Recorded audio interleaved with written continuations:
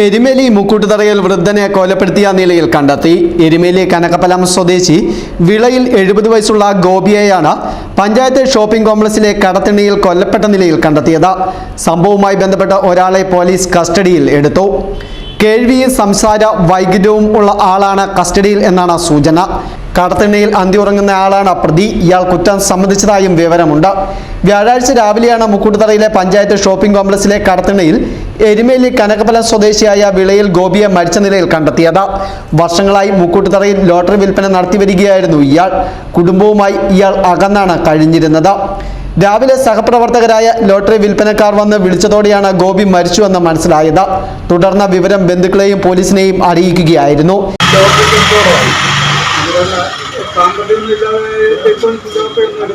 ഭാര്യ ഗൾഫിൽ നിന്ന് പോയിട്ട് വന്ന് അത് കഴിഞ്ഞ് പിന്നെ പുള്ളി വീട്ടിലൊന്നും പോകുന്നില്ല. വീട്ടുകാരുമായിട്ട് ശകലിച്ച് നിൽക്കുക.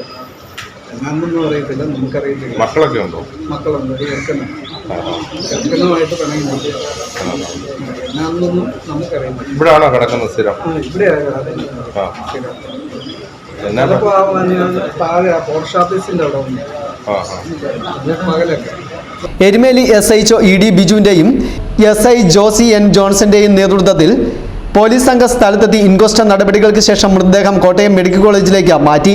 ഫോറൻസിക് വിദഗ്ധരും സ്ഥലത്ത് എത്തിയിരുന്നു. News bureau, Erumeli.